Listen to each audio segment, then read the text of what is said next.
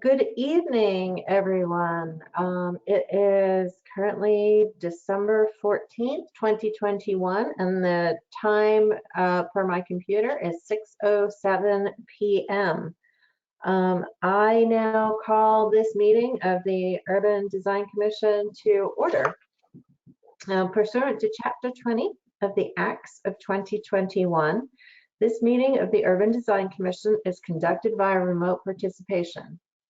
We will make recordings available upon request as soon as possible after the meeting.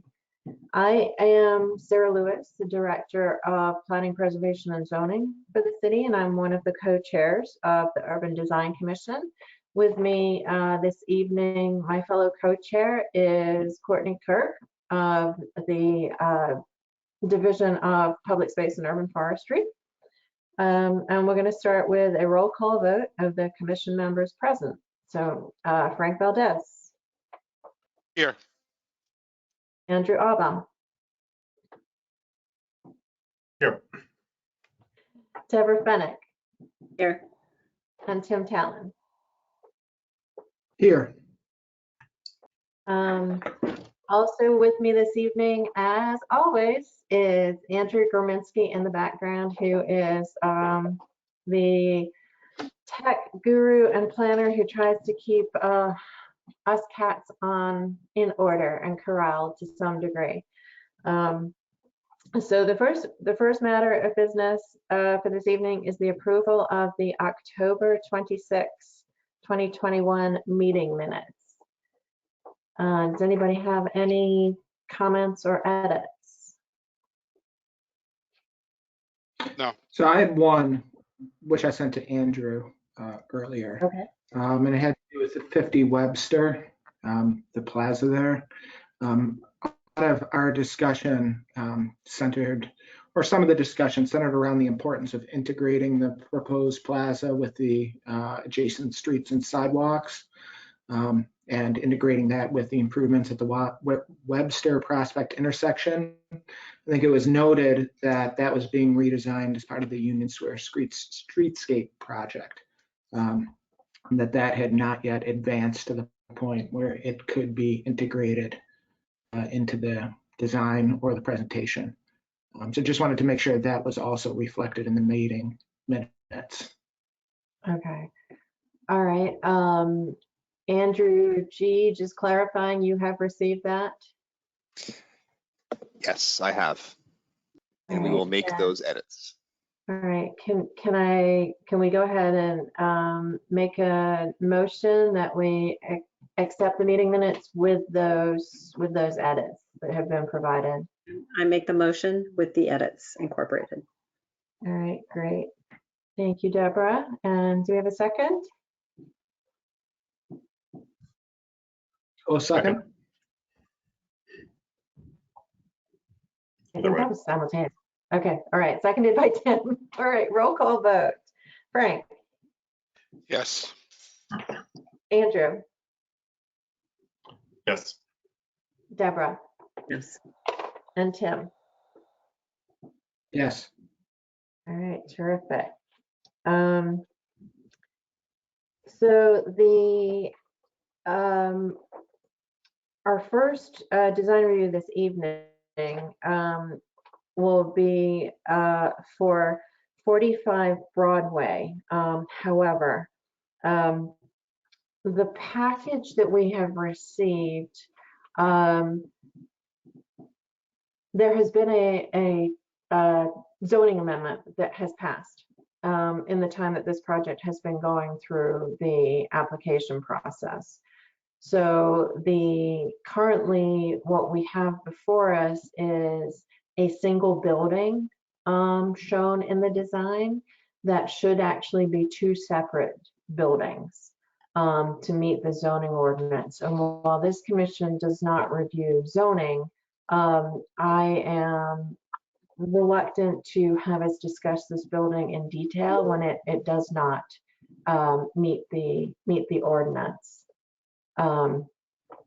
So I'm going to, I would like to recommend that up for discussion that both 45 Broadway and 50 51 Broadway are continued to a later meeting.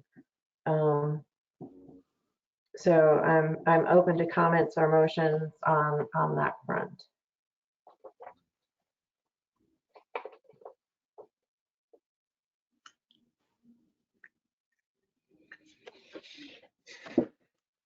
Yes, I'm recused on this project. Is it possible? Can I comment, or is that not possible? As you're recused, yeah, normally from this project, I think you're recused, so I would say no, just to be safe. It would be, it continued. All right, okay, so we have a motion for both 51 and 45 Broadway to be continued. Do we have a second? Seconded by, thank you, seconded by Deborah. So roll call vote. Frank, Yes. Deborah, Yes. and Tim. Yes. All right, so I believe, and Andrew, correct me, the next meeting is January 11th. That this Yes, project. you are correct. Okay, so this Tuesday, project. January 11th, 2022. All right, thank you very much. And Andrew, just for your reference, note that I did include both of those projects were included in the motion as one vote. Confirmed. So we will move on to 350 Assembly Row that was continued from November 9th, 2021. I also need to recuse myself from this project. Okay, all right. We'll call you in a little bit. Sounds good. All right, so this one, just so that you have in your head, we need to vote on the preferred schematic design, whether the design guidelines have been met, and whether we want to incorporate any additional design guidance. So hello, Sarah, if I could just clarify, because it's the Assembly Row district, are we voting on a preferred schematic design, or is it just one?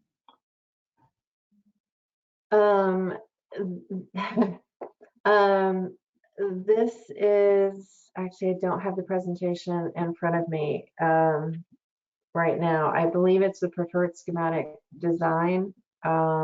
It's one massing. That is correct. Yeah, it's just the preferred schematic design.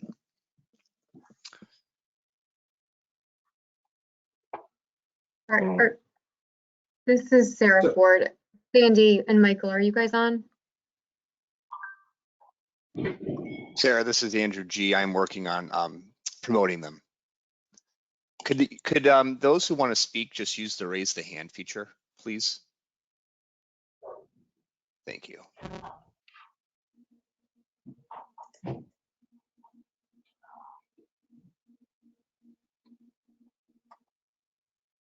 And Sarah, who will be presenting tonight? I think Sandy Alexander Carroll will be sharing his screen, and then Michael Giardina will be doing the majority of the presenting. Great, thank you.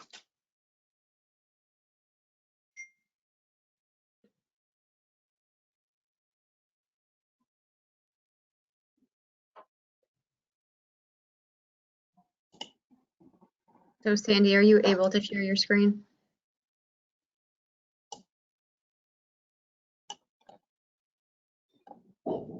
You're sharing everything, Sandy.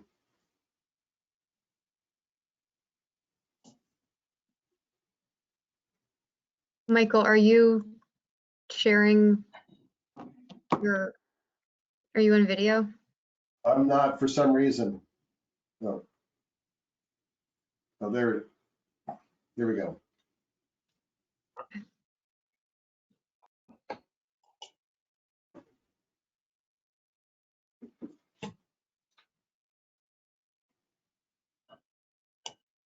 Sandy, are you able to pull up the presentation? I think you may also be on mute. You're muted, Sandy.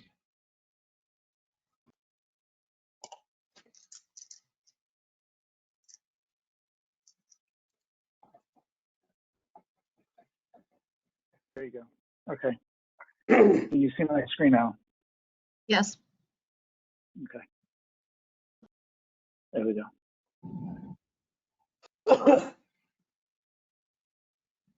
Okay.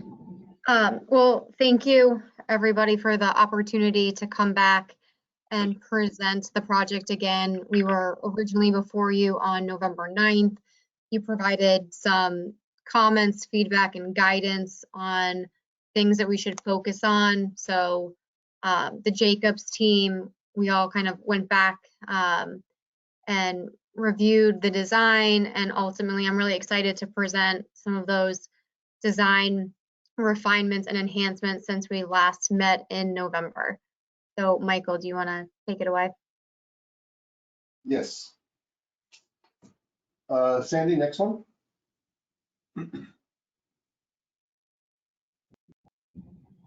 So here's a quick agenda, our update, our approach, the storefront, and Q&A. So I think it was pretty clear to us that there were two really big subjects that came up pretty much across the panel here. And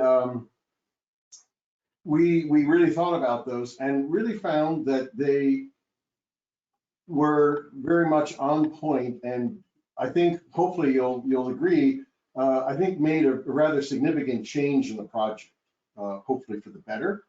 They were really some good ideas. The penthouse in particular, as you might recall, and we have some props for this, was the scale of the penthouse in relationship to the building was something that we needed to look at. And then the storefront, the scale of the storefront, the base, and could the storefront be a little bit closer in the kind of texture and type that is very successul at Assembly Row. So those are the two big takeaways that we really focused at. And I think you'll see in a second here that I think some really good improvements. Sandy? So this is the image we started with last time. What we did do, which to be honest was kind of a rookie error on our part, we didn't put any color on. So it really didn't make it any easier for you to understand. I'm not sure you would have changed your mind, but we did add a little bit of color diagrammatically to make it a little bit easier to understand the organization. But so this was last time, and the penthouse was shown really as one object or one form. And some of the comments were, could it not be reconsidered to be more like a pair of the floors as a way to help mitigate the required height? In the base, could something perhaps more meaningful happen there as a base? So next one. So I think, so let's say starting from the top down, we did very much take that to heart and took that rather literally, because that really was a good suggestion. It was one we also had, I guess, contemplated, but didn't really act on.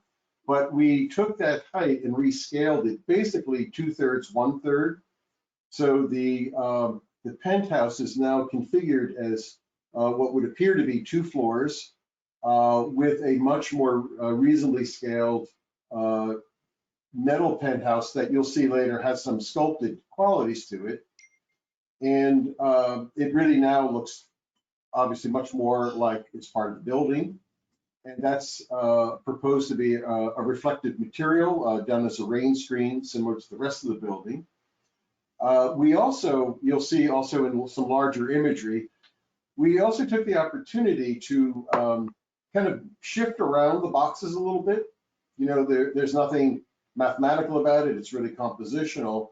And what we found is if you look on the lower right-hand box, we pushed it in from Foley, and you'll see we have now a much nicer terrace that can address Foley Street and the park right in front.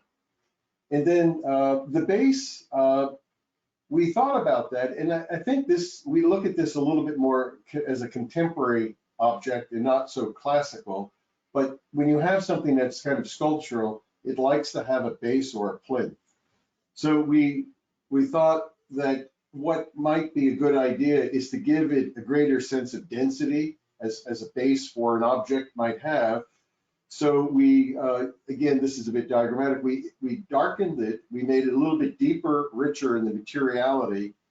We increased the scale of the bays to give it a little bit, again, increase that density, but also address, you'll see later on, some of the scale in Assembly Row. And the other thing, as a kind of a technical outfall, is that by moving the boxes around, we're now in bounds of our property line. We don't hang over by a few feet here and there, which quite frankly uncomplicates some of the other processes we might need to go through.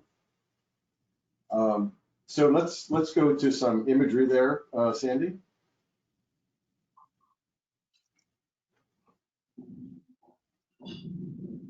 Right. So just go back. I'm sorry, but just so we don't want to skip over that, just go back one. So I think also it's very evident in the end elevations as well that it actually looks a little bit more slender and once again much more building-like. So I think you know, all around we treated this holistically around all the building. We didn't bias it, and we made it really on all four sides integral to the building. All right, Sandy, you can go to the rendering. So this is the previous design that we came to you, and again, quickly you can see the penthouse as one unified form. In the bottom, we had not really differentiated as much as we probably would at this point. So that's where we left off. And just note that there is no balcony yet on that lower corner by Foley, but why don't we go to the next one, Sandy? And so here, I think it's rather dramatic, the difference, where the penthouse, not only did we use this reflective material and some mullions, the other suggestion, which we did, we went sort of for the whole thing, is we also shaped it as well. So it really, in all ways, has all the characteristics of the lower three pairs of the building forms. Our nice amenity space is still intact at the top. And we created this very interesting sort of serrated edge along the front to give that a little bit of its own identity and some nice shadow and character to the much smaller, what would appear to be just the penthouse at that level. And then down on that lower right-hand corner, by that first pair of building form being pulled back, we have now a really nice terrace that overlooks Foley and Assembly Row Line Park. And I think that was also a really good outcome from just looking overall at the building form as well. The other thing that starts to appear in the imagery here is the richness of the base, a much darker color, and the increased scale of the bays.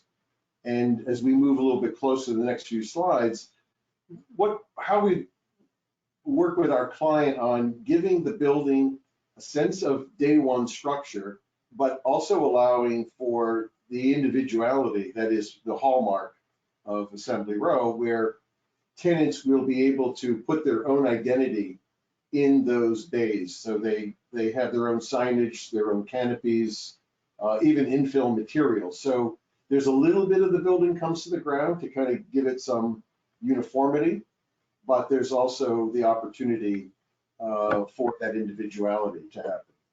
Next.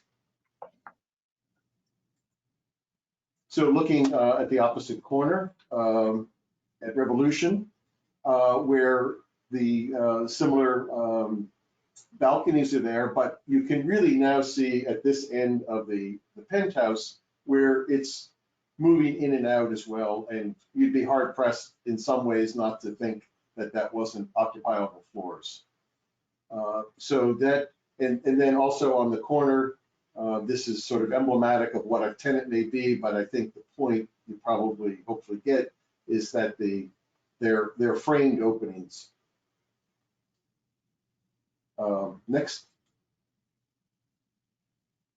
So looking from looking up Revolution, I guess how we would call this, you can also see the rear of the penthouse is also in keeping architecturally with the other floors, which in this elevation are in line and do not kind of zig and zag.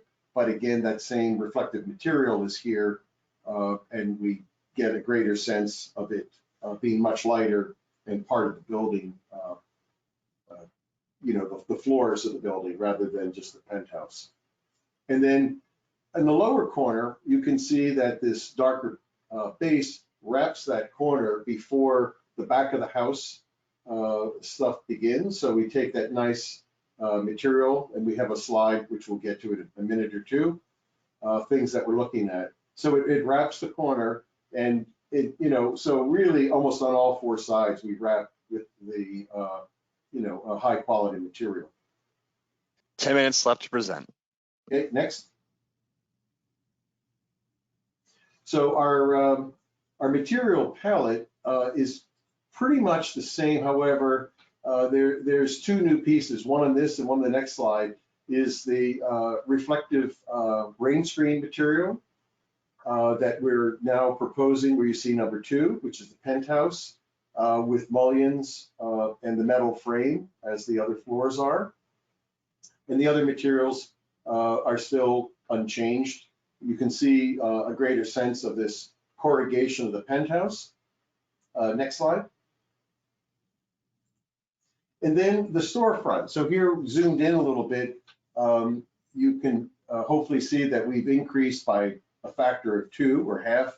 So we have a much tighter grid, which is very much part of what you see there. This is about 22 feet. So the range in assembly row is around 18, 22, 25. So that scale, I think, will go a long way in connecting it to the streetscape that exists.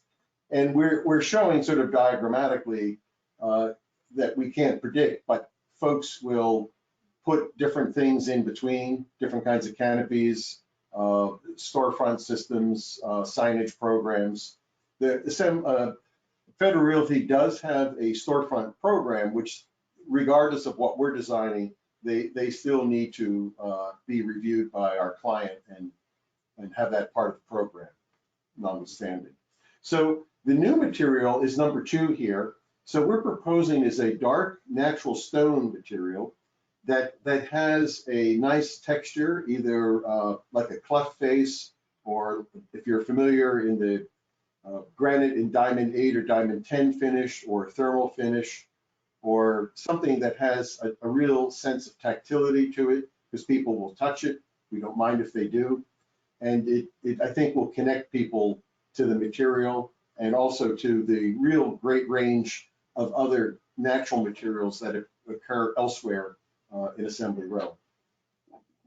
And the other materials, again, were similar, but I'm sorry, real quick. We have our metal frame, we have back painted glass, we have our granite base, and then we have louver bank where needed for either you know, food tenants or tenants that need additional air. The next slide. And so looking at the a little bit closer, here's what we had before, perhaps a little bit more anonymous looking, as I'm not sure that what some of the critique was, but the next one, I think is pretty dramatic. We have the darker material. We're trying to show that the variety that invariably will happen with different kinds of canopies. You can see the striped ones, or on, or blade types, or whatever. So that's all good. That the building can easily handle that, and that's the whole spirit. And then at the upper corner, you can see that balcony, and it's right there. So I think that's going to add a lot of energy to that corner as well, and puts it in a better location. So, and you can see if you look up, sort of up in the corner, you can see the penthouse form is now part of the overlapping floor forms. And the other corner, again, showing another take on that. I'm not sure, we went out of our way here to show what might be possible, whether Federal Realty would let brick happen here, but just, really doesn't matter. This one shows some sort of brick.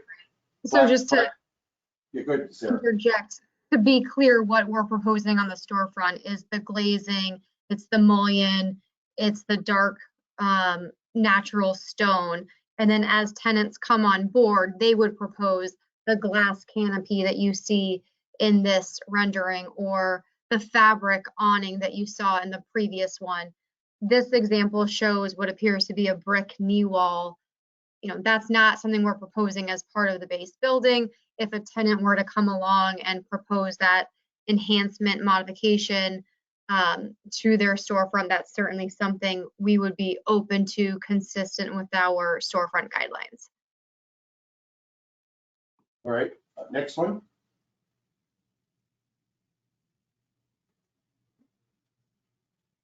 So these next pair are sort of day and night, again at the entry, but with, again, the proposed storefront, again, at a smaller scale, and trying to demonstrate, that there will be a diversity of storefront type and canopies, as Sarah said. We will design a entry, which is what you're looking at. Obviously, that's sort of day one, the building to entry to the lobby. And then the next one, Sandy. And so our last slide is the evening version of this, which shows, and we firmly believe, high level of energy and use, lots of diversity, and both in the retail type and the storefront detailing. So with that, we'll conclude and open up to the commission there, the committee rather.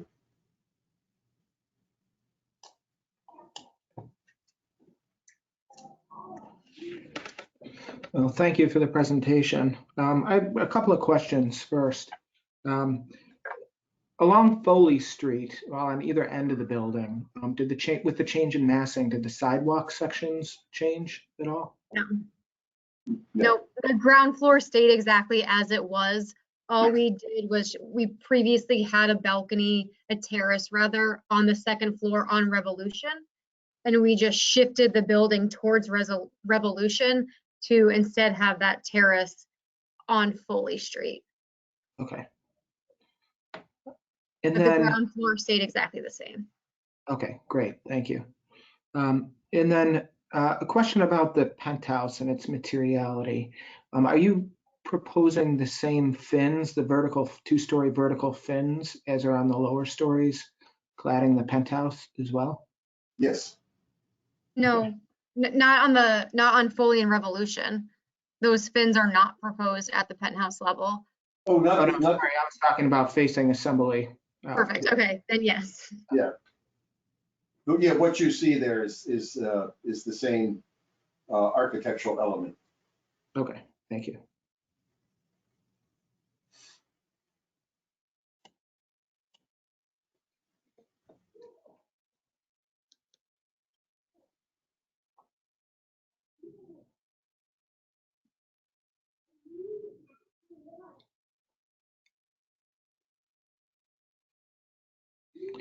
I have some comments too, but I'm happy to wait and if other commissioners have questions.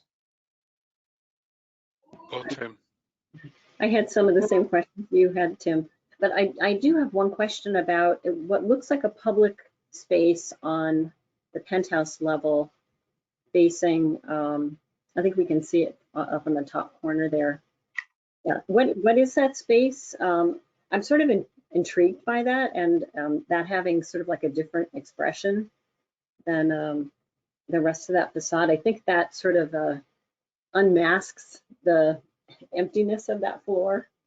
And Yeah, so yeah. that's a great I think question. it's an interesting design, maybe a design issue there. That is an amenity space on that penthouse level for the tenants of the building.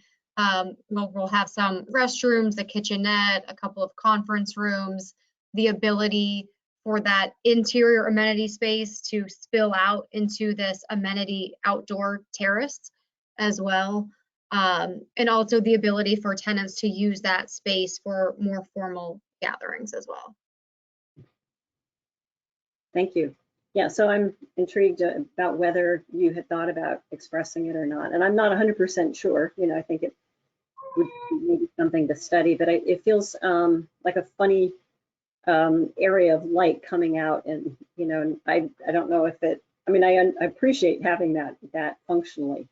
I wonder if it should have a different expression or something like that. So anyway, I was curious if you studied anything. Well, we did look at that. I think we felt that the integrity of the boxes was sort of paramount to keeping the idea of the building together, and that face, as I realize you can't see much of it except in the true elevation, is different because we don't have the fins, so it'll be much glassier, and we'll have a little bit of a sparkle up there. And I think the idea is it's kind of an interesting thing to see this one big space glowing up there. And I think because you'll look up, you're going to really see something special. This is really a bit of a tangent, but many years ago, a long time ago, I worked at the Great Hall at Faneuil Hall, for those that know that space. So this has a little bit of that. It's a really nice, tall space. It's the length of the building. So it's either divisible or it can be used, as Sarah said, as a more formal gathering to muster people. Because one thing that science buildings lack typically, particularly in an urban environment, is a place to gather, as we say, muster the troops when they have a big rollout. You just don't have a planned area to do that, to get a couple hundred people assembled. So this, I think, or we think, will be a very used space because that's typically just not available, again, in an urban lab office building. Yeah, no, I think it's a great idea and a true amenity to the building. I'm wondering if the side that's facing us right now, I'm just wondering if it should be separated by a fin or something. It is. Light's going to emit from it. It's going to, again, unmask the lack of function of that whole level. And I'm just wondering if that face should have some separation. It should say something about it being an occupied part of the. Yeah, just a thought. Yeah, no, we could. There should become something a little bit quirkier about that to signify. Yeah, that's. I like that. Yeah, I think that could add something to it, or it has, or a little shapiness that you have in the, a little bit of a flutter that you have in the lower level, something. I think that could be worth considering. Yeah. That's good. Yep. So I think a number of the changes are really positive, especially along Foley Street. The setback above the retail level, the addition of the terrace there, and the setback of the penthouse along Foley too. I imagine if you were to cut a section through there and draw the sight line from the sidewalk, that penthouse looks almost like it's far enough back that you probably wouldn't see too much of it from the sidewalk there. Yeah, true. I think the idea of expressing the lower portion of the penthouse as another of these stacked boxes as you described, it is holding together with the overall idea for the building. I think the one refinement, I think the one thing that could help make it stronger would be perhaps looking at whether the metal portion on top, that upper third, whether there's the opportunity to shape that at all. And in particular, to introduce any additional setbacks from that plane below. Well, we did think about that because we just opened it up again. But I think, again, trying to keep a clear idea, and if you go back to the, I don't know that we need to, but you know, as a diagram, as a contemporary building, we have a plinth, we have these stacks, and then we obviously very much differentiate at the top to say, okay, that's a cap, a special piece, and yes, that corrugation could be something different, but we didn't want to make it too alien, although we looked at like changing it completely to something else. But I think the type of material, we wanted to keep that intact, so it kept it part of the building's overall vocabulary from a material standpoint, but felt that giving it its own unique texture that maybe in some small way paid homage to the chamfer, you know, in a much smaller way. So there was a little bit of commonality to the vocabulary. Yeah. Yeah, and I think that all makes sense. The materiality of it, its proportion relative to the lower floors. There's this very clear idea of these 4 stacked boxes now, and one of them's different on the top, and I think we should talk about the materiality of that piece. But the penthouse, this metal piece on top, which I really want to kind of recede, to emphasize these 4 boxes below, which are the partie of the building. It's in plane with the glass and with the. Well, it's actually, it's back about a foot or two, but we really cannot, we have no more dimension because of the equipment. Believe me, we would, if we could put it back 10 feet, we'd do it in a New York minute. But So Michael, the question would be, Yeah. is anything going to be protruding above that 158 feet limit, or is everything contained within the box? Everything fundamentally, there are a few thin stacks that have to, by code, cannot be within that. They have to be above the generator stacks, I believe. Sandy, you can jump in there if you. I don't know. I can give you a complete inventory, but. I'm just curious, you know, when you go to the elevation, the straight elevation, my question is, how many and what components are above that 158? And it would be interesting. Yeah. So you have this 158. There are a handful of components. Primarily, as Michael had said, it's the exhaust stacks. So there's some generators up there. So it's the exhaust stacks from those. There's the building exhaust that will poke above this, but they're set back. So visually in the perspective, you don't see it. And then the top of the cooling tower sits about a foot or two above the top of this cornice as well. It's in a well, but some of it has to sitting above the cornice line. But again, that is set back. Yeah, and when we say protruding up, how much up are we saying above that 158 line? More or less, ballpark. 10 feet? No, I think we're talking about probably about 4 to 5 feet. Okay. Maybe 6 for the exhaust ducts, for the exhaust stacks. I think, all right, and again, yeah, that's again code mandated, so we don't have. No, it is. I think that the only reason that I'm bringing that up is like I think it is necessary a lot of times when you do have those things to showcase them, right? So we need to see them. It's just, you know, just to know that everything's being contained under the 158. And the other thing that I was going to say, and I don't know whether my members have seen it, one of the things that I keep seeing as I keep driving back into Somerville from Boston when I come back from my office is the the lab building in the Boynton Yards that obviously we approved, and it's fully operational and tenants are going in there. And the one thing that you keep seeing is this penthouse being lit up, and what you see as you're driving is a lit up penthouse that is uninteresting. And I don't know why on earth you would light up something of that nature. So one Frank, thing I that could I would not agree with you more. I could not agree. I can't believe it every time I see it. Okay, good. So one thing that I would say that, as Tim agrees with this, is like the idea of lighting that penthouse to create an accent of it, I would go against it. And if you cannot light it, not add any light to it, and make sure that you focus on the fact that your building is these boxes, below that, and enhance that. I think that your building has a presence at night. Your building has also a presence from the highway from many perspectives. It's not just a ground view that your building has.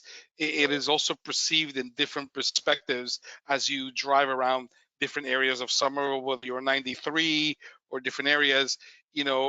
I see the Puma sign from everywhere, so it's important to be mindful of what you do at the crown of these buildings and at the top of these buildings. So I would be very against this penthouse being lit up in any way, form, or fashion, so as not to accentuate. Yep. Sorry. Frank, can I ask a clarifying question just to make sure that we can capture it correctly? You are meaning the metal panel portion? Yeah, or the meaning, yes, entire correct. penthouse? No, the metal panel portion Sandy, can you above put what your we're cursor on seeing. What we're seeing in gray right now, No, above the just reflective on the screen. elevation, Sandy, just put your cursor on the elevation there for Sarah. All of that gray, I would want for it Yes. not to be backlit or So lit Frank, in any form. Yeah. So Frank, we probably should not show you the next slide that shows our lighting scheme for the penthouse, is what you're sort of saying? No, Yes. I But agree with you. go ahead and show it so we can criticize it. No, believe me, I would agree with you, and I designed many of these buildings. It's not an interesting part. It's not an interesting part of your building. The interesting part of the building is everything below it, and it should have a presence at night, and that's what should be. You should see that, right? And the top of the house should kind of disappear if you want. And And also, we just recently had a lighting discussion, and I think, as all of us may know by now, the days of kind of uplighting building are sort of over for light pollution. So it quite frankly, it's difficult to do that without skirting that. So we don't even go there because it's just not worth, one, the cost of lighting a penthouse, but also the lead issue that it would incur. Yeah, I would totally recommend against that. Yeah, but I think it is like you said, Frank, it's going to be very visible from a distance. And I think there's this dynamic form on the floors below, which introduces, it's a long horizontal box, but the in and outs of the floors below, these two-story volumes, introduce a kind of vertical separation. I think that's one of the hallmarks of Assembly Square and Assembly Row. You have these long buildings on blocks, but there's a lot of vertical separation between pieces. The penthouse is just one long 300-foot wall. And I wish there was something in there, a setback of part of it. Perhaps it's the Foley Street side. Perhaps that gray portion pulls back so it aligns with the separation between the opaque penthouse and the vision glass and introduces kind of another setback along there. Perhaps it's another bend in the penthouse wall where sort of the left side of the screen stays in plane. It's set back from the volume below, but you pull back the right side of the penthouse the same distance as you're pulling out the volumes below. Something like that, but something that shapes it in a way that's consistent with the overall massing strategy of the building. And I think the language of Assembly Row. I would agree with Tim. I think that if you look at the metal panel and you can recess anything back from Foley and Revolution and bring it in so that it becomes more of a crown, if you will, or, you know, that is not part of the massing going up. I think it would help the reading of the rest read better, if you will. Yeah, if we can squeeze it, we will. Yeah, or could it go the other way? Because I think one of the things that's helping define the trays is the shadow from the floor above. You know, so if there were a shadow, you know, maybe it's just, you know, it actually comes out. And creates a shadow. Yeah, Well, I worry about pulling it out, just given that it's fronting on one of the primary civic spaces in Assembly Row. So I didn't realize this was actually called Assembly Square. This is Assembly Square. This is fronting on. And I think the design guidelines specifically talk about a 100-foot building height limit and introducing setbacks above that. Yeah, I'm saying maybe just the cornice. I mean, the you know, the slab, the floor slab, or the implied floor slab that separates, you know, divides the penthouse.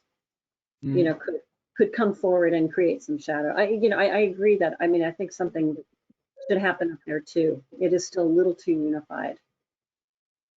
Right, I'm Commissioners, sorry to interrupt we're right closing now. in on 20 minutes. Thank you, Andrew. So I did also just want to clarify the materiality, the panel that's being used to clad the penthouse. So is that a spandrel glass or is that a metal or reflected metal? We're looking at a few things there. Is it reflective metal panel, possibly a back painted glass laminated panel? You know, something that sort of picks up the character, but also keeps the insulation qualities that we need to maintain for the penthouse. I think what's really nice about this picture is it's really similar in overall tone to the glass. So whether it ends up being a bluer glass or a greener glass, whatever it is, keeping that reflected material in the same overall tone. Yeah, I think that's what we're trying to go for there. Yeah.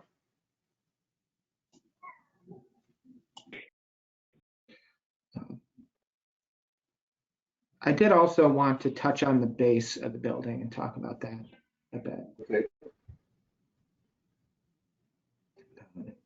All right, I mean, we are at 20 minutes, so I don't want to stop the conversation, but let's keep going, but know that we do have another project to discuss this evening.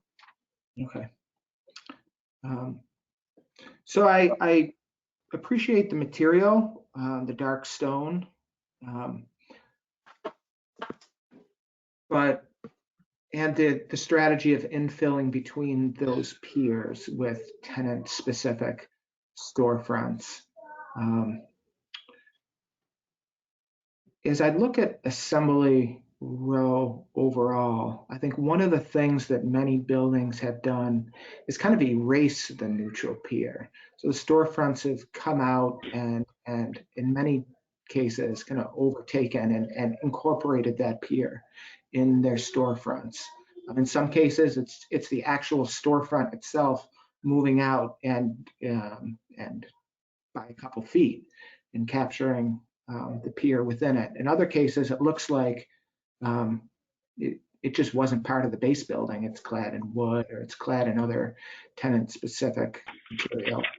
And I think, you know, if the outcome here is that each one of these piers, and it's a beautiful stone, but I think if it's these repetitive bays and the pier is always kind of prominent in the storefront set either coplanar or back from it, it's not going to have the same kind of vibrancy and liveliness that characterizes a lot of the streets in Assembly Row. So I guess I'm not quite sure what to suggest there, because clearly this is something that's going to be done by a tenant, and there's no tenant now. Well, one of the things that we need to deal with is the width of the building's need for its width to be a viable lab building, and the property line and the, you know, the guidelines, which we won't rehash, but, you know, the whole streetscape and the dimensions. So we don't really have enough dimension, although it's a good idea, you know, to have that variation, to have any sort of meaningful projection, because we don't have the dimension to actually execute that. And the other thing is maybe we took too literally the comments from last time, but because we had a much more glassy and different, which I realize is not what you're saying to do, but by having the glass sort of right in front of the columns, but the columns were right there. It was just you know, you have a little bit of that dimension between the outside plane of the building, column center line, and all that. So we're a little bit constrained by the dimensions that we need to adhere to out in the front to do anything kind of meaningful, I think. Yeah, I guess I'm just curious. I'm curious, maybe Sarah, you know how this was handled on other buildings in Assembly Row. The design guidelines specifically talk about a storefront zone. So the ability for a storefront to kind of move in and out from the Yeah, so plane. how we've handled it, I believe in the past, at this stage, we would have just come in and blanked out the entire ground floor and just showed you it being plywood and coming back later as each. Yeah. And I believe Correct. that was at the staff level, an administrative review to ensure compliance with the tenant proposed storefront, that it was compliant with our storefront guidelines. So, Yeah. and that's still very much in place, but now instead of just showing you plywood, we're showing you kind of a baseline design where tenants are still able to come forward and propose a tenant-specific storefront if they want to do more than just an awning or a canopy or knee wall to augment this. You know, So Tim, we still get to see that in approval, you know, as it comes back. It's just that not understanding what the base is. In every building that we've approved before for Assembly Square, we've always approved a blank. We started with discussions about the building coming down to the ground and a lot of these things. And it came to that, yes, we understood that there was a retail space that was unknown and that we needed to understand that was undetermined until a tenant was there. And then when the tenant comes, we get to review that as well. Okay, that's fine. So was there the flexibility for a store on other buildings? Were the buildings cited so there's the flexibility for tenants to move out from the? yes, I believe that that's part of the storefront guidelines. Okay. Okay. So if that's the strategy here, then that sounds fine. Because you could have one tenant take the whole space, or you can have multiple tenants, or 3 or 2 or 1, and that's what created some of these dialogues. Tim, it's like, you know, how can we determine if you have like one person that wants to take the whole thing, and how do we deal with that? You know, so we. Okay. I guess the one other comment I'd just say related to the storefront is just attention to the corners of the building. I think the setback at Foley actually helps, having the storefront project out at the lower level. We don't have that at the other corner facing the partners building, but a number of corners in Assembly Row, I think, really help create a sense of dynamism in the district. You know, right across I was looking across the street, there's the Columbia building. It's a chamfered corner. Makes it really easy to move around the corner there. There's the barbecue place with its signage that kind of comes out and wraps the corner, really holds the corner. Of course, there's the Lego building, Legoland building, where the building itself is pulled back from the corner. And I think opposite that, there's the, I'm not sure, Ann Taylor, maybe, that building. I think, again, that's a chamfered corner.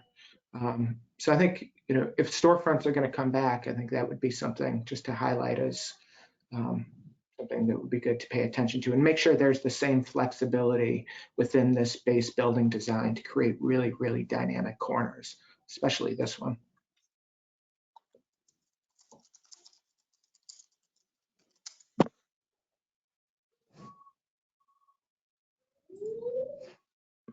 All right.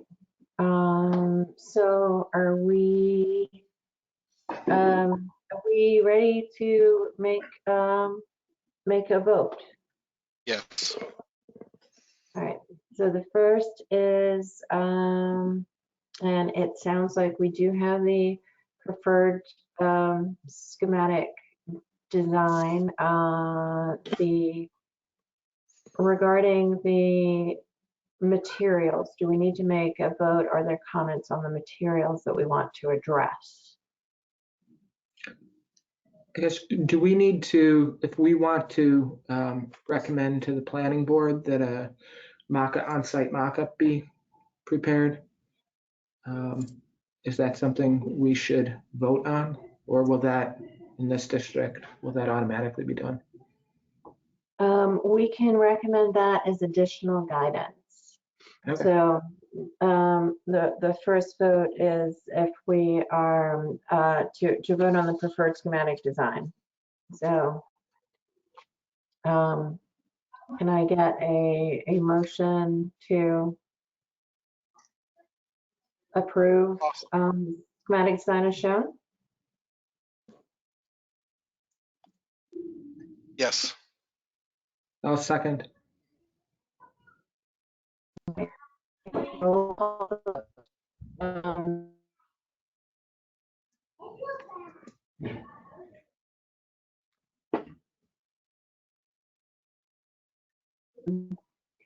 Frank, Yes.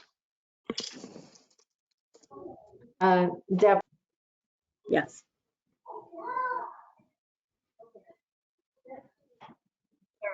I'm apparently having network troubles. I apologize.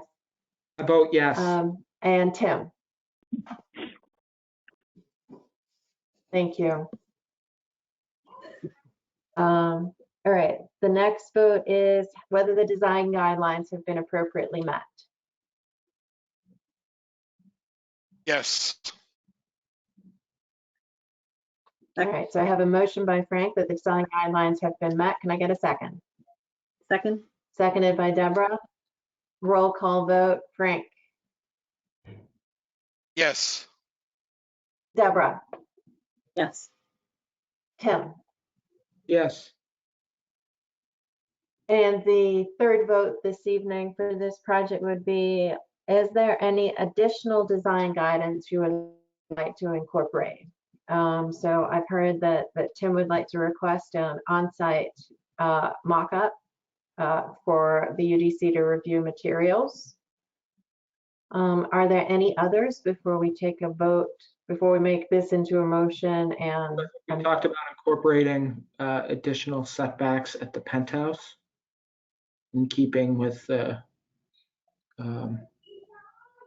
yeah. All right. All right, so can I get a motion that the recommendation will also include an on-site mock-up for material review and additional setbacks at the penthouse? I think we also talked about, at least with the qualification that the storefronts will be reviewed or approved separately, and include a storefront zone as noted in the design guidelines. And then we also talked about the importance of the corners. All right, Tim, do you want to make that into a motion? Sure. So I'll motion that, I think those are 4 items. Penthouse, storefront, corners, and material mock-up. So a motion that additional design guidance be incorporated. Second All right. that. I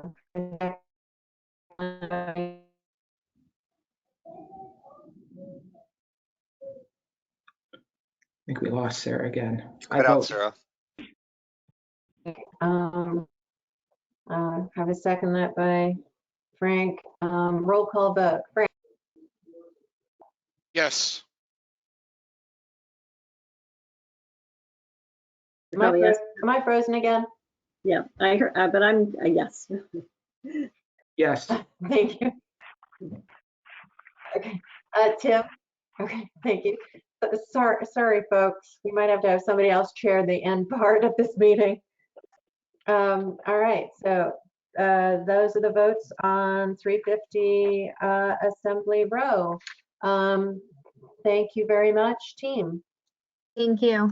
Thank you. Appreciate your input and your time. Look forward to going onward. Yeah. Look forward to seeing this move forward. Great. Thank you. Thank you. All right, I am going to turn off my video and see if that helps. But I'm going to reach out to Andrew G. Oh, there's Andrew A. All right, excellent. Actually, I have a question. I just realized we didn't review the what do you call it? Landscape, the site improvements or whatever. Was that supposed to be a part of the discussion? They included it. I think they included some of that in their what we saw, the streetscape.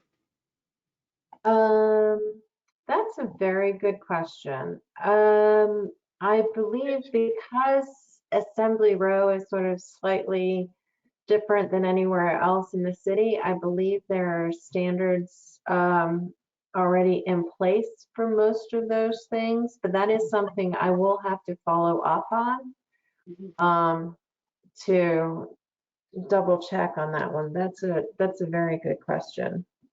Andrew, did you get your kit? Did you get That's your why kits? Andrew didn't join us. I did, yeah. On the streetscape, I believe it was reviewed at the last one and there were not any comments. And so they added it as an addendum, I think. Just, I'm told, I've heard. Okay. Andrew Graminsky, do you recall that? I'm afraid I have an absolutely horrible memory, so. Yes, the public realm aspects of the project were discussed. And I agree with Andrew Arbar that I believe there was no further recommendations or suggestions. Okay. But Courtney will be on top of it, I'm sure. Yeah. That is Yeah, very Yes, true. I don't absolutely. recall there being any huge objections or anything. Actually, just there's a fifth design guidance, and that's related to the illumination of the penthouse recommendation, that it not be illuminated. Oh, yeah. And just for the record that I did get all that written down, Tim, so I can formally put that into the motion on paper. Okay, great. Thank you. Yep.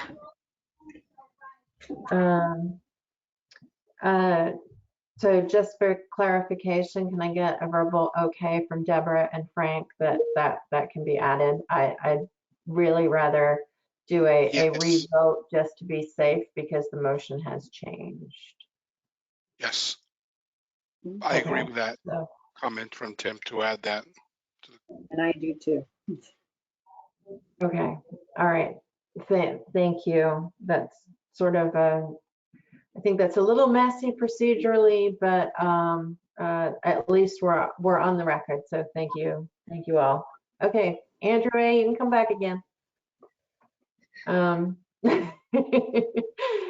right. So our next project is 96 through 100 Broadway, and the votes we will have to take on this one are preferred facade design, whether the design guidelines have been met, and whether we want to incorporate any additional design guidance. So Andrew G., I'm going to go off camera and hopefully won't have any more hiccups. So can you please unmute whoever needs to present? Yes, I see a Patrick raising their hand. However, when I right-click their name, it's not allowing me for some reason to promote. If that individual could leave and come back and see if that solves a problem. Thank you.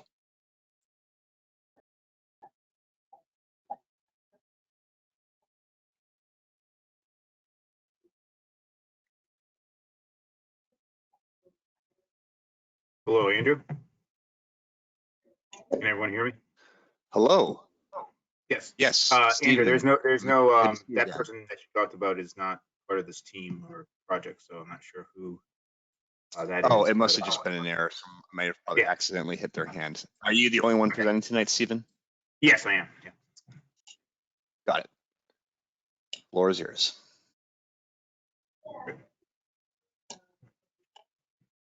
Good evening, guys and girls. Anyway, we're back here to present our second meeting here with 96-100 Broadway. I will put our presentation up on the screen, and due to a couple of the members not being at the first meeting, there will be a few things that I'll kind of go over again, probably a little bit in a more fast way, just so that everyone is on the same page and sees what we had talked about in the first meeting.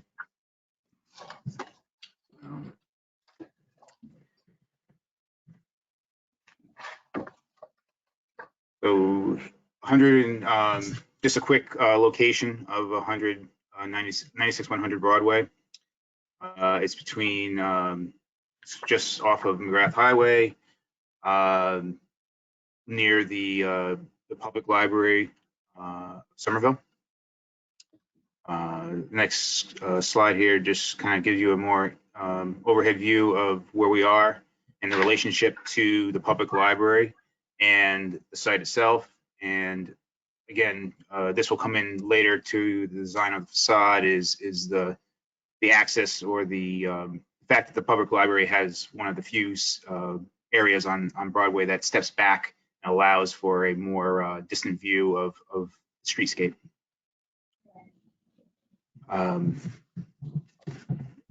As discussed in the last meeting, we did not include a landscape plan in the first submission, but we did discuss it a bit during the presentation, and we have provided the landscape plan along with samples of the vegetation as a quick just overview of how the landscape works on the site. As you can see, we are a very compressed site. We are an MR5. To the south of us is we abut against an NR zone, which requires us to have a 6-foot planting zone separating us. On the up on the streetscape of Broadway, we're abutting MR5, so we can actually go directly through lot line. Or obviously on one side we have Cutter Street, which is open. And on the other side, as you can see, that the existing building that is our neighbor is directly abutting the property line. So we have stepped back 5 feet to allow for access to our building and obviously construction issues and fenestration to happen along that alleyway. And then the rest of the streetscape is obviously the 2 sidewalks of Cutter and Broadway. The proposed landscape currently is the alleyway will stay paved for access and because of lack of light for plantings. The back of the building will be planted with taller arborvitaes and trees along the 6-foot buffer to allow the NR property to have its privacy from our building and some shrubbery as well, and then provide what we can along Cutter Street for some additional plantings of shrubbery and grasses, etc. Along Broadway and along Cutter Street as the sidewalk scape, we discontinued what is existing currently. We did take out a curb cut that is no longer needed, but the tree planting areas and the actual configuration of the sidewalk with its brick edge, we just continued and would put back in place as existing. We'd be open to some discussion on that, but currently that's what we're proposing.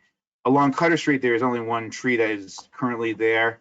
The one thing that happens along the sidewalk of Cutter that is a little bit more difficult to plant, as in even the existing one barely allows for a 3-foot passage between the tree and the property line, which can become an issue for ADA access along the sidewalk.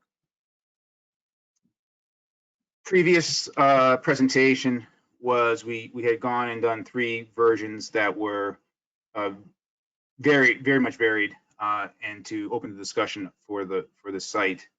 Some of the main comments were obviously the provide landscape plan, express more of the exterior materials,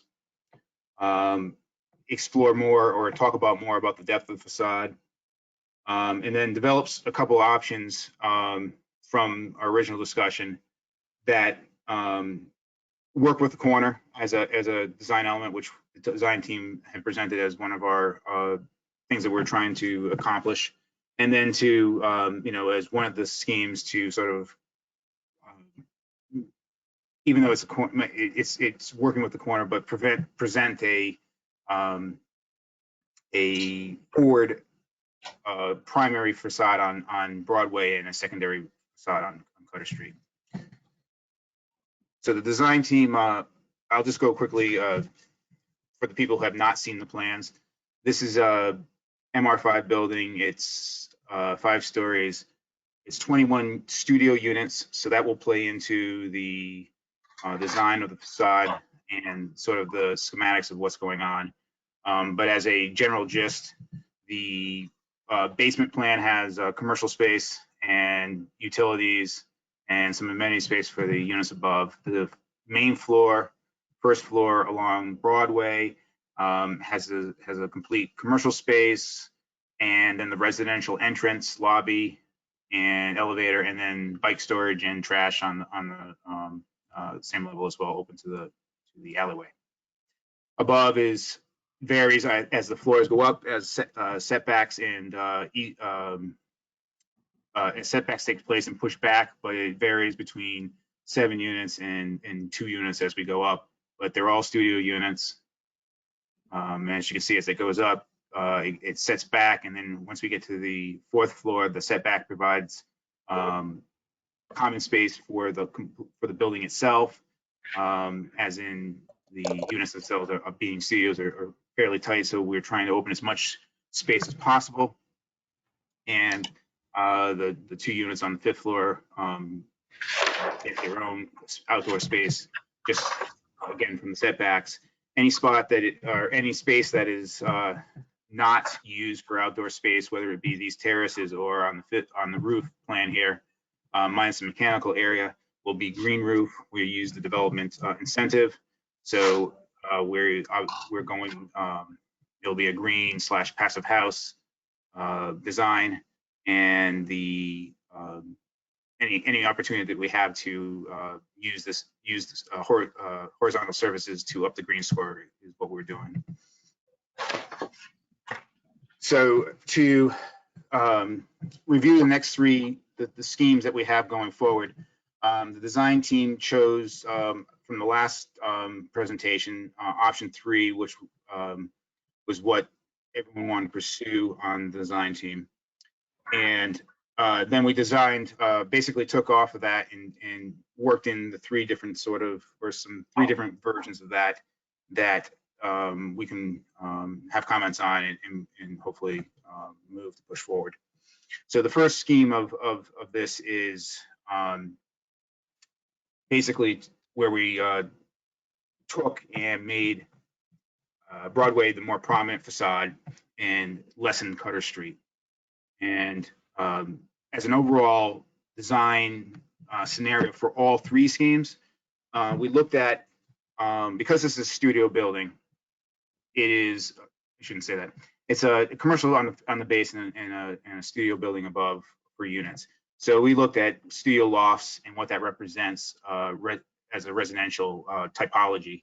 And there's a number of things that stand out. Is they're typically, within mill buildings or within old, renovated type structures, but have large windows.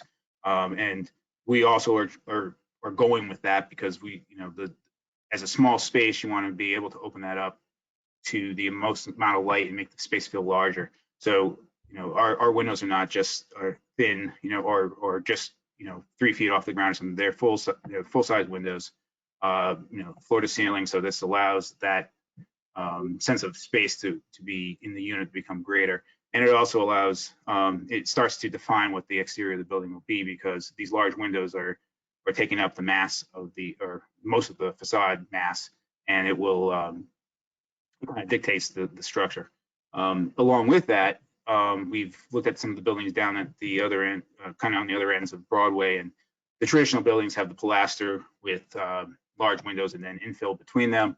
And we're taking a little bit more modern version of that, where it's not quite as pronounced, but we're still taking that as an idea to use verticals and with infill. And that is kind of overlaying the top of the studio typology. 10 minutes left to So present. anyway, this version basically has, again, facing Broadway. I'll use the cursor. More open on the Broadway side, more closed on the Cutter side. We also introduced some bay windows and some back and forth depth with the facade. The corner pieces are out about 2 feet, with insets either a foot or 2 foot in. And conversely, on the ends of the building, the bays are out 2 feet, while the facade is in flush with the facade.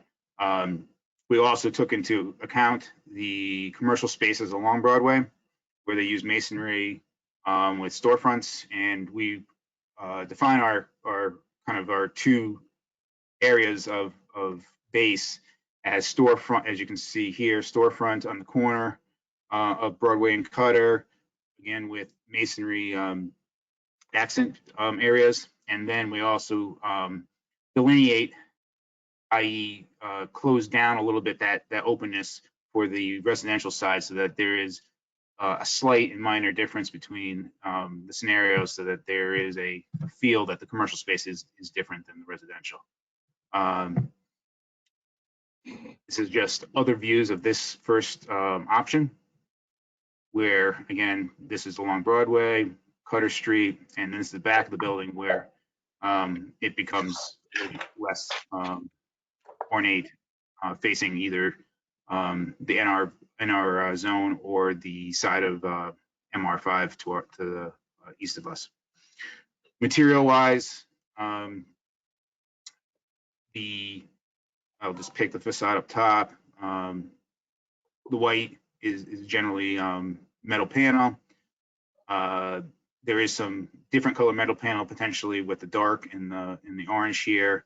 We're also looking at some wood laminate aluminum siding to give some more texture to the facade, and brick, as we discussed, or it could be stone as a base, and then fiber cement as an option for the back of the building and the side facing the east.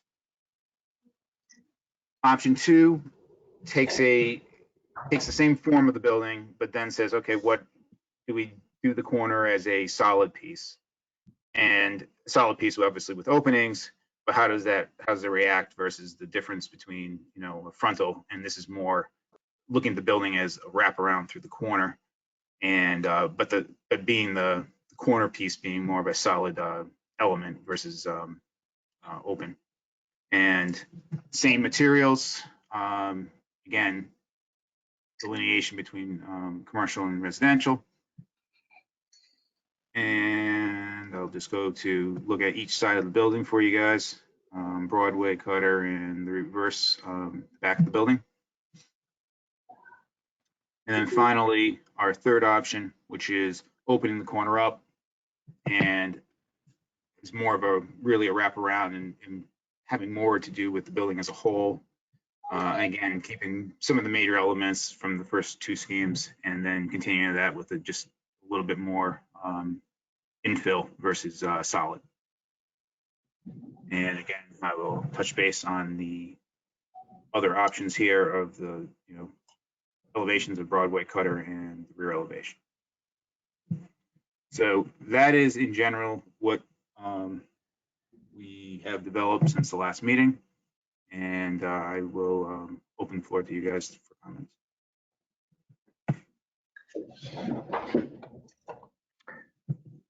I have a clarifying question, maybe for the city, but I think anyone can answer this. So zoning has a minimum gross square footage per dwelling unit.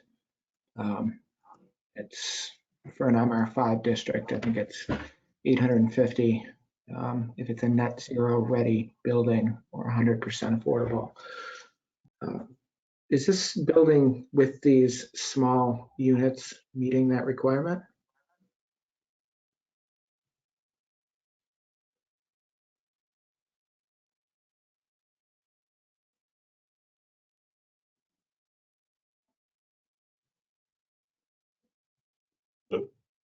Did we lose the applicant? We're here. That wasn't addressed to me. For Sarah? Or Andrew? Tim, can you state the question again? So this is, what's proposed is 21 units in this building. They're small micro units. I'm wondering if this is compliant with the gross square footage per dwelling unit requirements for the MR5 district. So at this point, usually in the design, the sort of the site plan approval process, we wouldn't necessarily know that yet. And just to rehash, the committee doesn't review zoning compliance. So you are correct that that is the requirement in the code, but I can't provide if that's an answer, if it's compliant or not. Well, I think we're reviewing the exterior of the building, and as the applicant described, it's very much dictated by the layout of the units. Right. And if we're approving 21 units or 15 units, depending on what the size is, I think it would be helpful to understand whether the client is pursuing one or the other, because that would make a difference in the layout as well as in the number of floors and in the massing. Exactly. So that's a good point. Be a project tonight because it was compliant. So just as a clarification, we can talk about unit size and that, but the massing is completely compliant with zoning, and the box itself follows that. So that is not up for discussion at this point. Compliant for zoning within like the MR5. MR5, but also what is the square footage per unit that you're using? So the square footage per unit, correct, is 350 right now, and this is what we were advised to do from our initial pre-submittal meeting, because we had come in with larger units and we were told to come back with smaller units. So again, that can be up for discussion. Massing is not up for discussion because we are within we meet every requirement of the massing of that building on site. Commissioners, I have Rebecca Cooper here. She's the case review planner for this project. If you want her to speak on this subject, she can. That would be great. She's here now. Rebecca? Yes, good evening. Can everyone hear me? Yes. Thank you. This is Rebecca Cooper, Senior Planner with the Planning, Preservation, and Zoning Division. I have been the case planner for this. There's a lot of confusion about this standard in the code, and it's come up on a number of projects. That 850 square foot metric is not intended to be applied to the individual units. I know this sounds really strange, but what happens is you take the total gross square footage for the building, subtract anything that has to do with parking, and then divide that by 850, and that will give you the number of units that are allowable, but that does not include amenity spaces, commercial spaces, things like that. So the metric is used to determine the number of units that can be in a building, but it is not understood to refer to a minimum threshold per unit, if that makes sense. It doesn't make I think sense. it does. So it dictates the overall gross square footage of the building. And so how Correct. the number, I guess, so what it doesn't dictate is the allocation between how much common space is provided, the difference between commercial and residential space. Correct. Well, And Rebecca, how does that apply to the whole concept of carbon-free and passive house requirements on the square footage on these things? The metric is different for a general building in the in one of the M districts than it is if it's actually a little bit higher. The metric is I want to say it's 1125 square feet. A net zero ready building is allowed to have a smaller average in order to get more units in them. It's a trade-off density bonus in return for a building which is understood to be a lot more helpful than a general typical building is in meeting the city's environmental goals. So would this building fall as a net zero? The team is seeking a net zero ready certification pathway. I don't remember which specific path they're taking, but the team can discuss that with you.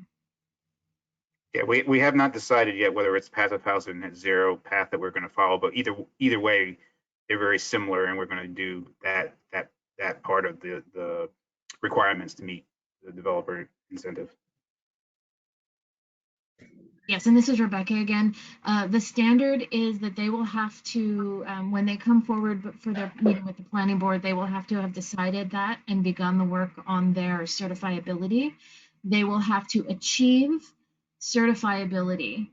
They don't have to actually go through the final process of certifying the building as net zero ready, but they will have to provide all of the standards and metrics such that they can prove certifiability to the satisfaction of our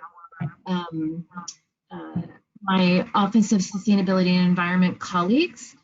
This is not the first net zero ready building that we are doing with the density bonus. I would remind the commission, or I would call the commission's attention to a project approved last year at 158 Broadway, which was similarly a net zero ready building that was constructed to make use of this density bonus.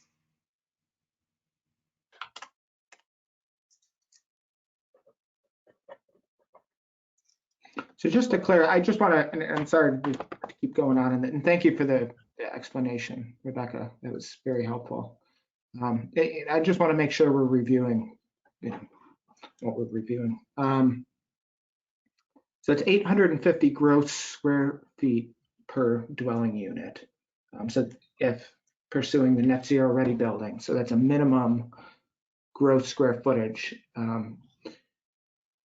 per dwelling unit. So if 21 dwelling units, minimum gross square footage of 17,850.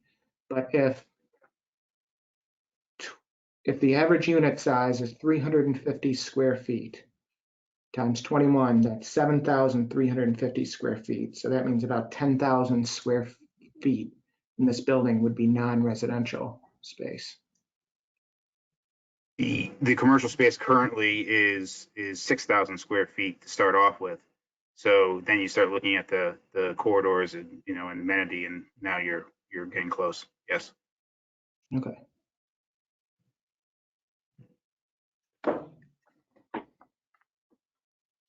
Okay.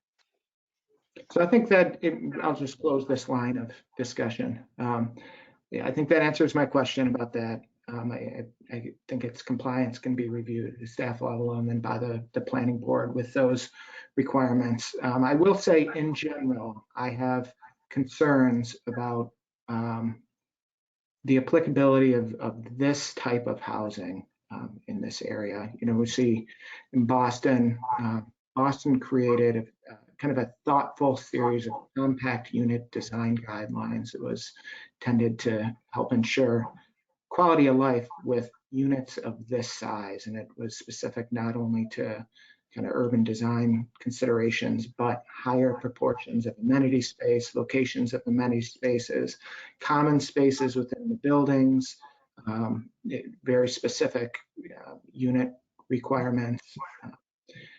So, I generally have concerns about the sizes of these units, their configuration, and the quality of space that's being created for the units. But I think we can move on to talking about the facade options.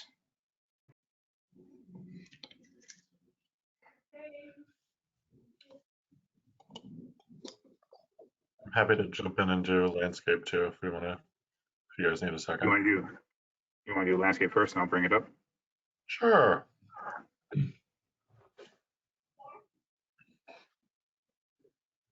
So I appreciate having the landscape plan. Courtney, good. I had a question. So I would say, like, in terms of the Cutter Street streetscape, the one tree does seem problematic. It seems like there's probably the ability to add another two, but I definitely recognize that there are pinch points along that look like it's about 3 feet.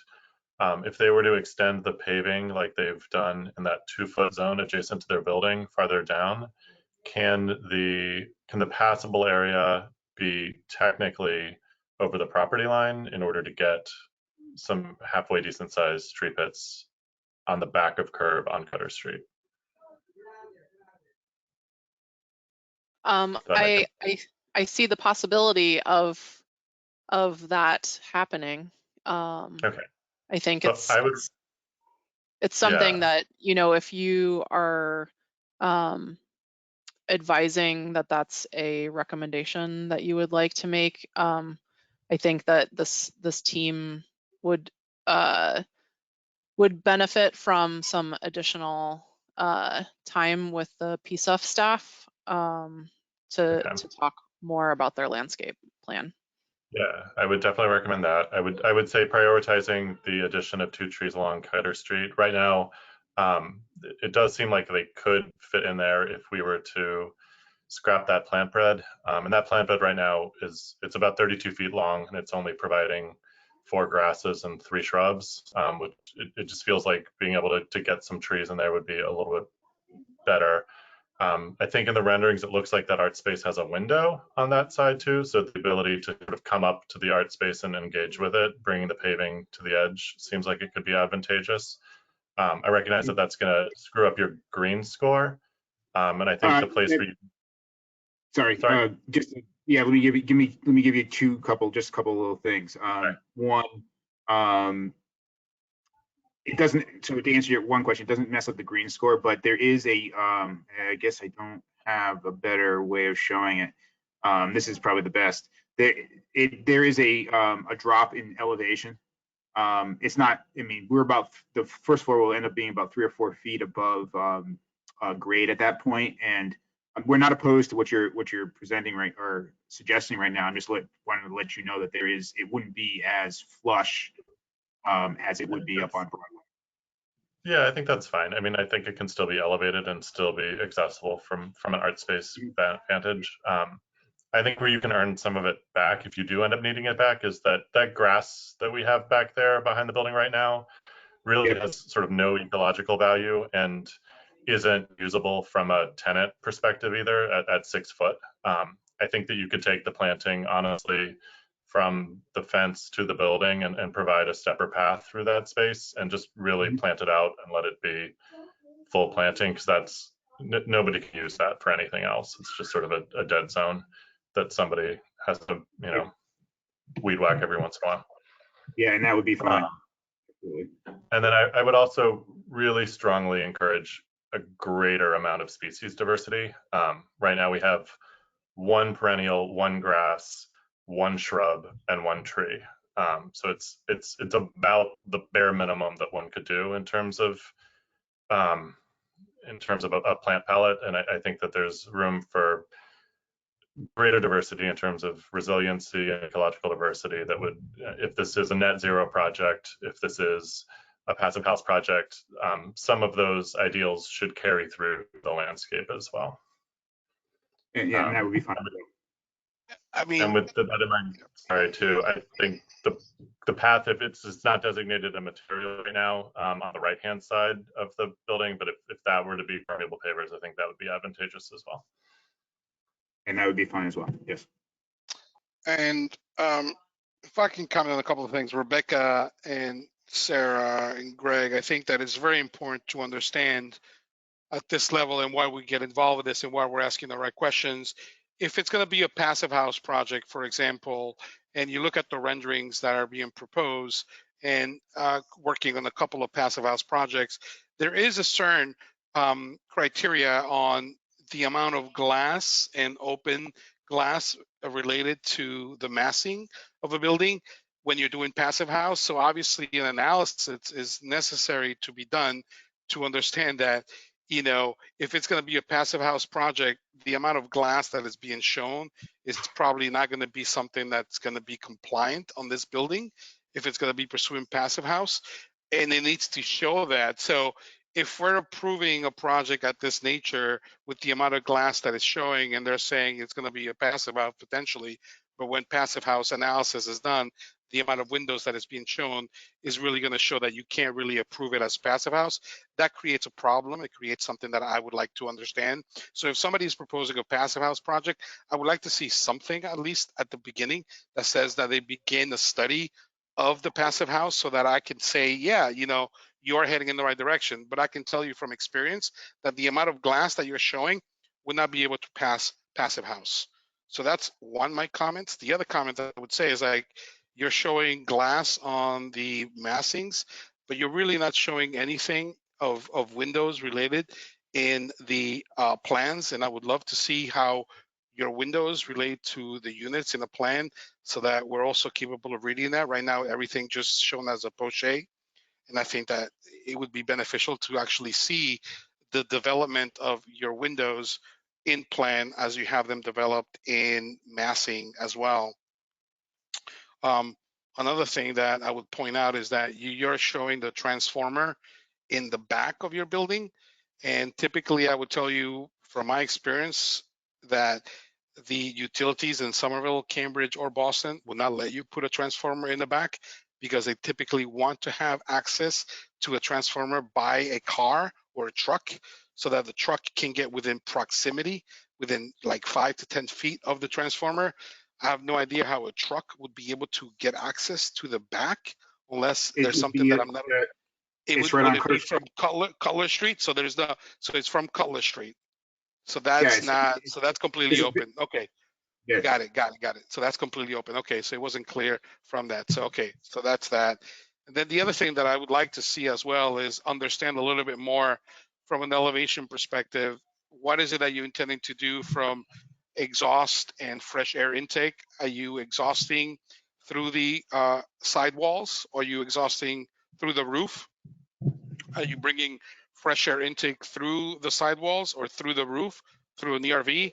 And depending on how you're approaching this, I would like to see, if you're doing it through the sidewalls, I would like to see the introduction of these louvers and all of this stuff on the elevation so we can see the louvers of exhaust and the louvers of fresh air intake, because obviously those also have requirements as to how they're located within operable windows and all of that. So it's not shown on the elevation.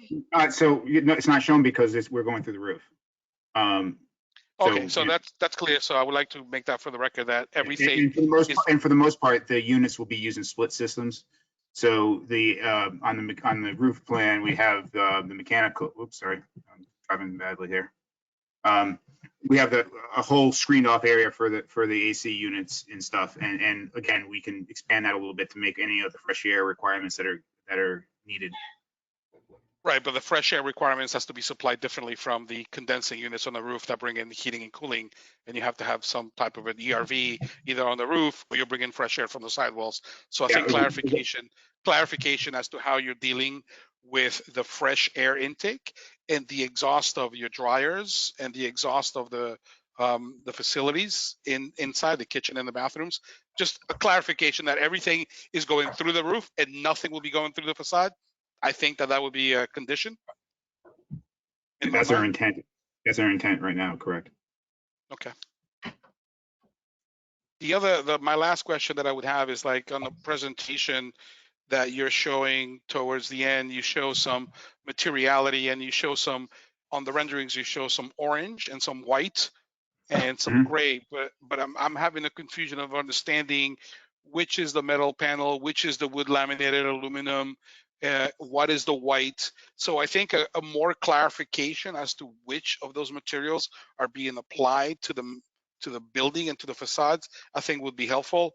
I can't see from the elevations that you're providing which material is what, which is the wood laminated aluminum siding, and which is the metal panel, which are the gray.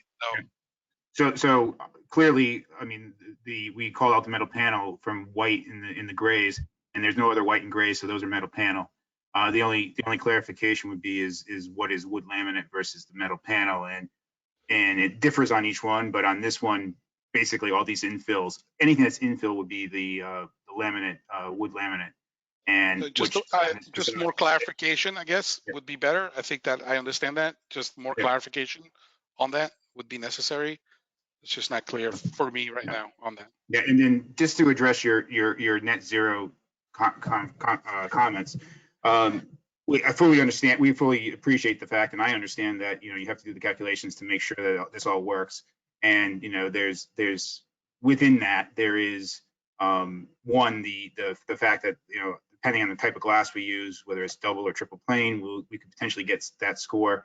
And what doesn't really show, and it's difficult to present, is almost half the building, the side right here against the MR5, and the back of the building is largely, is more solid, way more solid. In fact, almost probably 75% solid compared to the front. So we're probably averaging about 50% right now. Stephen, that's why Stephen, that's why I was asking, the idea of like understanding also from the plans where those windows are, so we can understand that as well, that wall is it entirely solid or not, so that we can see how it relates to the units. And I agree with you. The one thing that I just want to be conscious of and want to make the city conscious of is that, there's one thing saying we can comply with passive house and this is the design, and we're going to do triple glaze, and triple glaze costs 4 times more than regular. And then at the end, it's like, oh, well, we couldn't do that, so therefore this has to change. We just want to we just want to understand that, and I want the city to understand that there are costs associated with it, and if it's not clear that that's the achievement, then it's still very up in the air, and it's a lot of things like one can begin to imagine. Fair enough. Commission, we've met the 20 minutes discussion period. Just wanted to give you all a heads up. I'm done.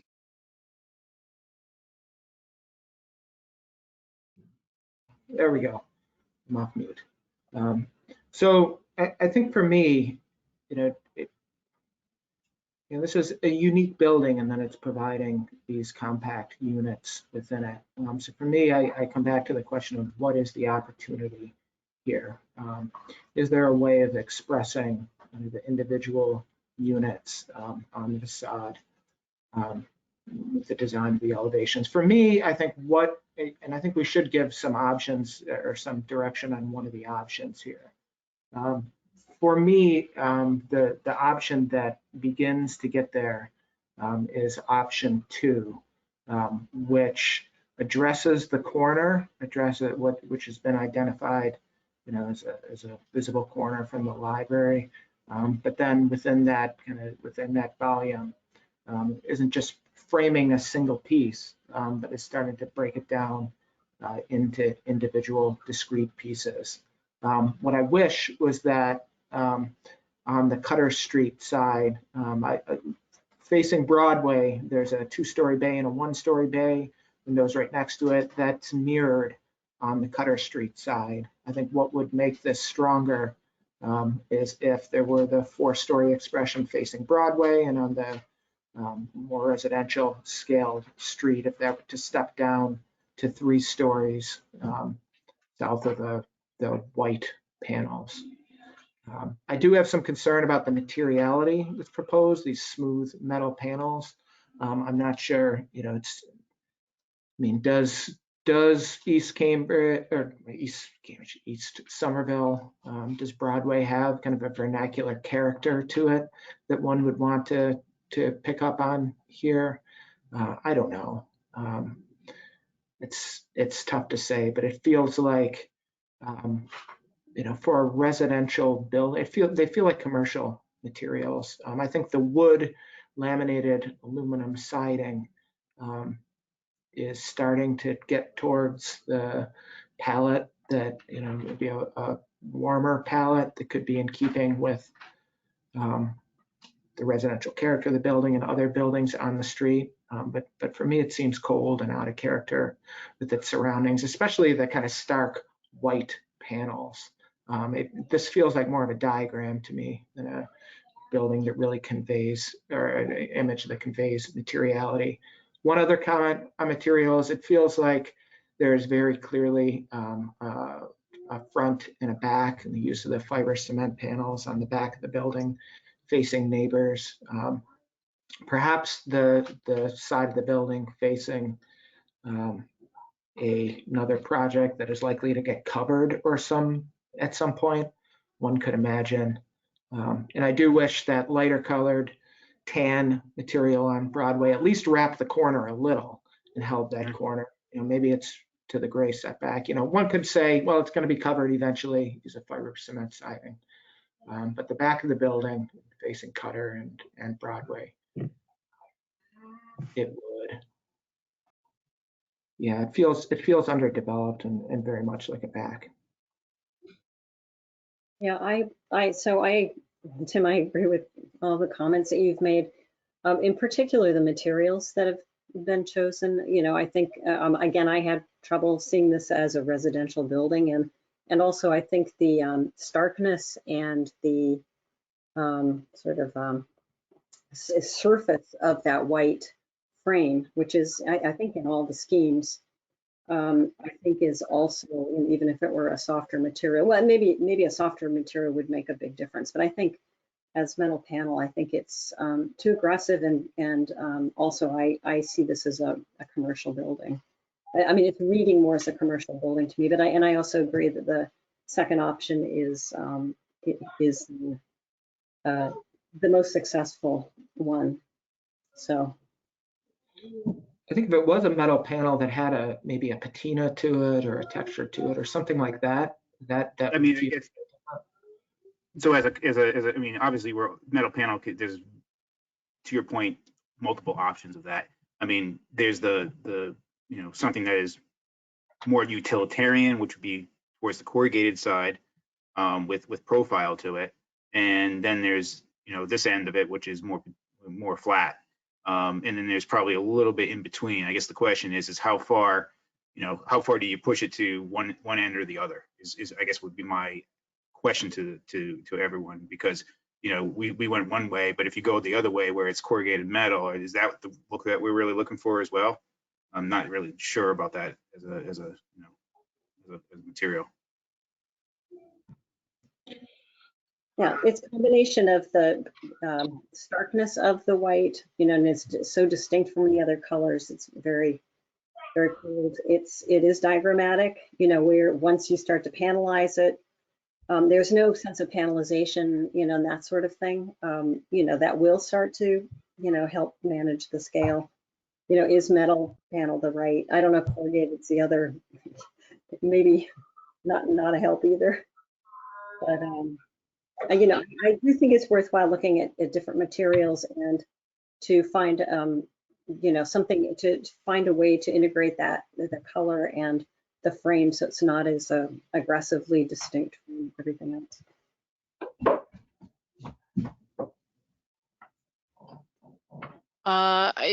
I'm jumping in for Sarah since she's having technical difficulties. I would say that we need to wrap up the comment period for this project.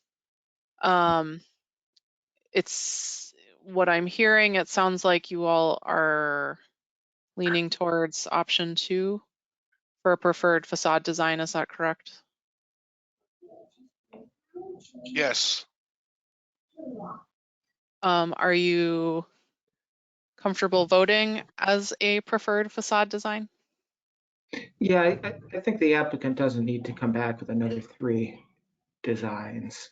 So I'd be comfortable giving direction on this as and I think we've done this a couple times, but it kind of identified this preferred option as a starting point for further development, and motion to continue the project, but to come back with 1 building design instead of 3.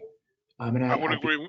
Yeah, I would agree with Tim on that. You know, with all the comments that we've said, to take all those comments and apply them to that and come back and present that. Yeah, and I agree completely on seeing the windows in plan as well. I think more so than just about any other building, it's really important for this. I think that was brought up the last meeting as well. Sarah, you're just- back. Yeah, I'm only getting part of the conversation, but I do want to caution that this project has been, I believe, was continued previously. So if there is something that we can provide as far as in design guidance and the recommendations, that could be a better way to go.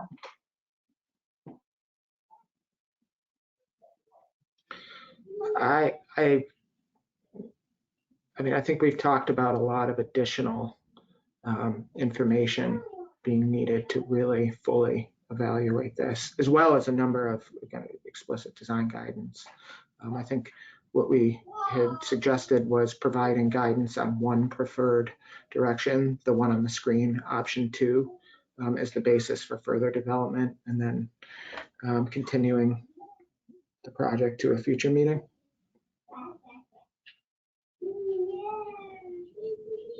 I would second that. Okay. So, motion to identify option 2, I guess, is the basis for further development. Is the preferred basis for further development. Sarah? Second. Okay, I think Sarah's frozen. I second that. Okay, can you repeat that, just because I apologize. It's very challenging when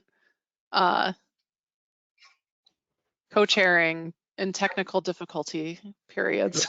No problem. We're going to be back in person in January, right?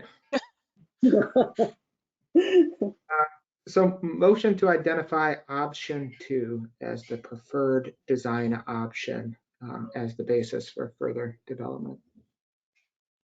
Okay, great. So with many of the comments that were brought in, as in the windows and the plans, and more clarification on materiality. Yep.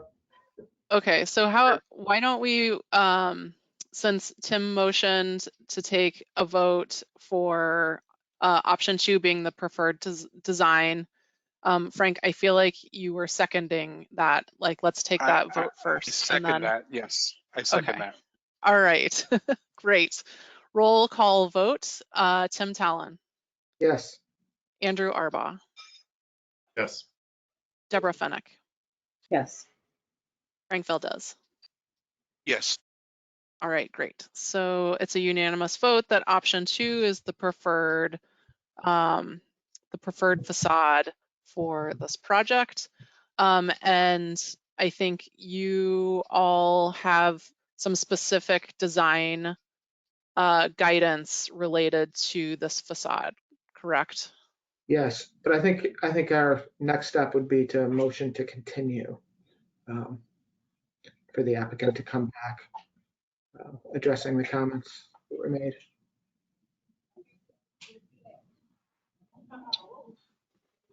Yes, I second that. All right. I feel like the commission is wanting this project to continue. Can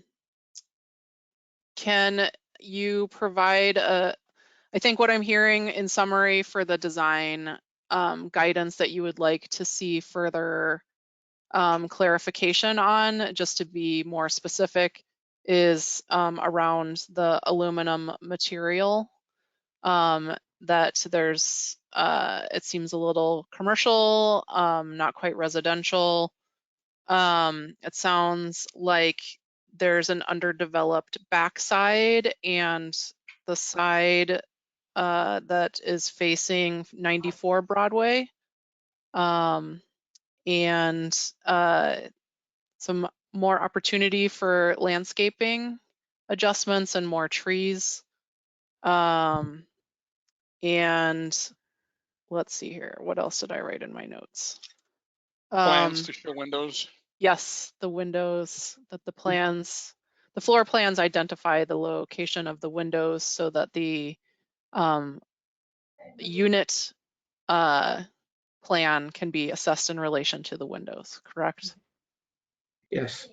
Yeah, and also the frame, the white frame too, it's standing, it's too diagrammatic, you know, and it's standing too in harsh contrast and appears too commercial. So and that's partially a material and then partially a detailing, I think, exercise.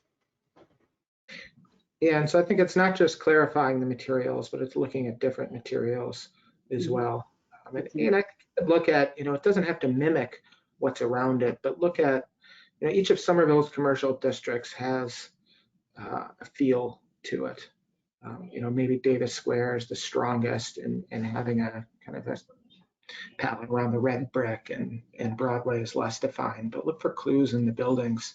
I mean, even if you're proposing more modern materials or different materials, I'd like to see an idea about how they relate to what's around it or contribute to that character of Broadway.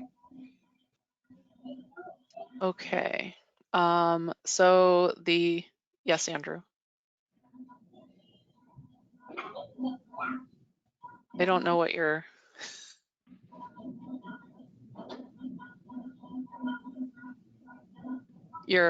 muted, or are you having problems muting, unmuting, typing? It's technical challenge night. Yeah. Okay. Andrew Arbaugh is muted by us on the controlling end. Let's see here. Try now, Andrew. That was hurtful. Can just tell me to shut up. Yeah, no, I do not know how that happened. That's okay. No, I would second what Tim said. I used to live in this neighborhood. I would say, like, trying to find something unifying in the architecture is going to be it's going to be fracking a little bit. But you can sort of see in that one image to the left, there is a fairly robust public art program on the sides of those buildings going up and down Broadway. That there does seem like there's an opportunity to incorporate on that one wall. Yeah. Great. I think those are fair recommendations to the applicant to come back with responses to those. So seeing that Tim made the motion to continue this case and Frank seconded, I will take a roll call vote to continue this project. Tim Talon. Yes. Andrew Arbaugh. Yes. Deborah Fennick. Yes. Frank Valdez. Yes. It's unanimous for this project to come back again. To the applicant, also, I think if there's, you know, any clarification that any staff can bring to this project, we are available. I'm speaking especially on behalf of the Public Space and Urban Forestry Division. We're happy to meet with your landscape architect and talk to you about your project. Great. I think that is our last piece of business, if I am correct.